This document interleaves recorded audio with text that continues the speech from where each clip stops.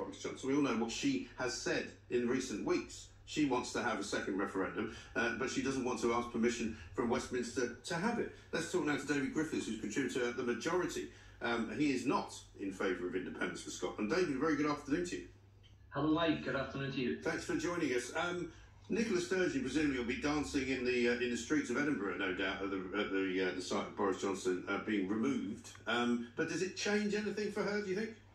I don't think so, really. I think if it does change anything for her, it takes away one of her trump cards. I mean, she has used Boris Johnson as a reason within himself for Scotland becoming independent. So it's clear he's the bête noire among the SNP up here. He's seen as the epitome of privileged, wealthy Southern England, and these are things that the SNP detest because the SNP is all about resentment and grievance. That is that's what they are. Yes. So the fact that he's gone now, if you like, it takes away a trump card from them. But for me, it strengthens my position, if you like, which is that we see everything through the prism of how do we stop the nationalist threat, how do we keep the UK together, and I think this probably helps, to be honest. Yes, I imagine so. I mean, I think to some extent, although others disagree with me, that her admission that she couldn't really have a second referendum, albeit that she didn't quite say it in those words, is kind of an admission of defeat, isn't it? Because her idea that she can be refused a second referendum, but then she'll have one anyway, or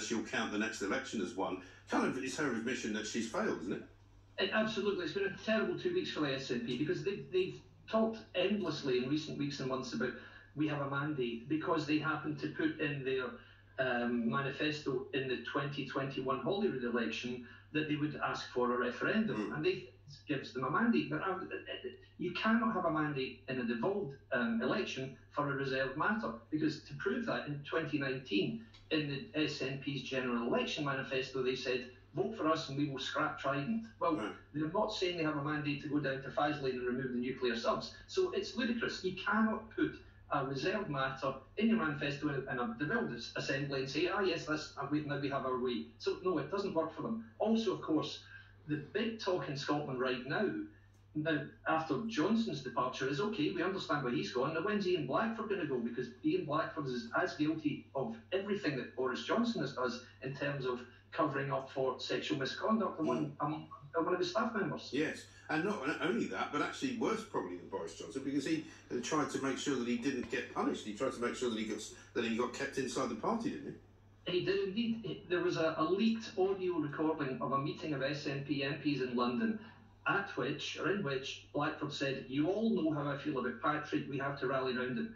Patrick is not the victim, Patrick's the aggressor, he's the assailant, he's the chap who carried out the sexual activities. So Blackford has been caught totally, and that's why in recent interviews you've seen him looking very stammery, very panicky, and insisting, oh no, I helped to put together this process, so I would never protect somebody who's guilty of sexual misconduct. But it's a transparent lie. He was caught on audio doing exactly that. So it's been a dreadful week for the SNP, and I don't think this latest incident has helped them in the slightest. No. I think quite right. There's no path to a second referendum, none at all. They know they can't have one, and that's why Sturgeon stood up in Holyrood and said, well, we're going to try and have one, but if we can't, it's all Westminster's fault, so we'll just treat the next election as a de facto referendum. Yes. And so, which is just ludicrous. What you can do, out of all of the votes cast of all of the parties, what about the Libertarians in Scotland who are kind of half pro-independence and half not? Yeah. Which we call it. And what are people going to do? Are they going to have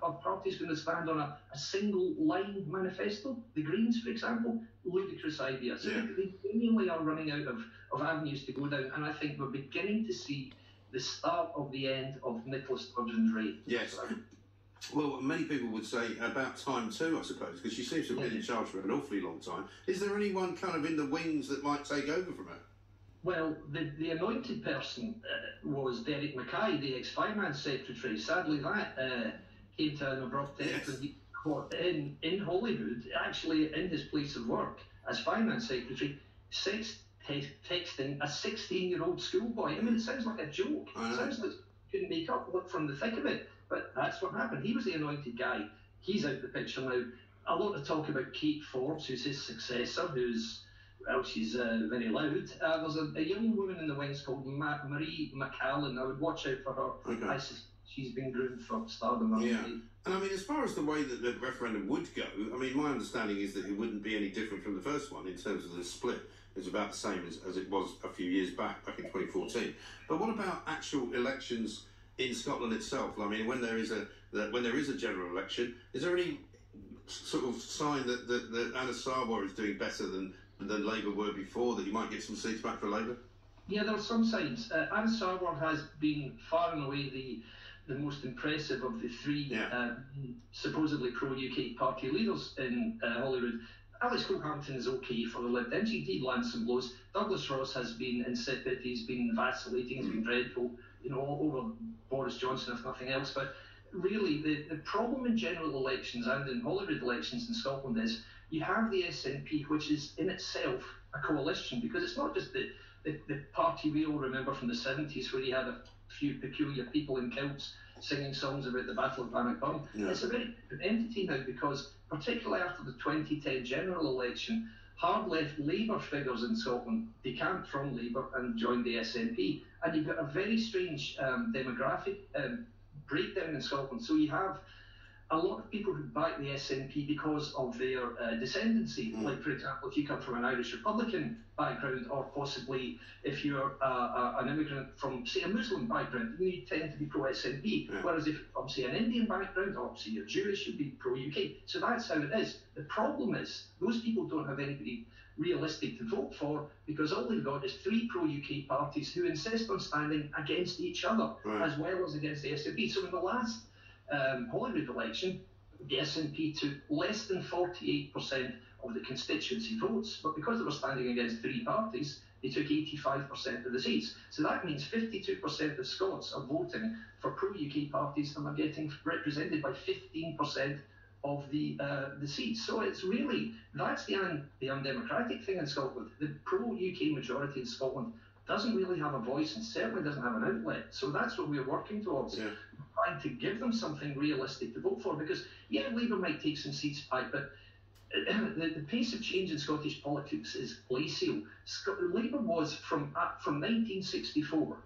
That was the last time that the Conservative and Unionist parties, because there used to be two parties in Scotland until then, that was the last time their total of seats in Westminster election beat Labour's, right up until 2015. Right. So you're talking about a 50-year turnaround. It could take an awfully long time for Labour to make gains from the SNP to the extent that we need. So I wouldn't be expecting in any time soon for Labour to overtake the SNP, but what we're looking for is for the SNP to get fewer seats, because we need Labour and the Conservatives and the Lib Dems to do something a little bit more sensible when it comes to election time, and that's what we're hoping we'll. Okay.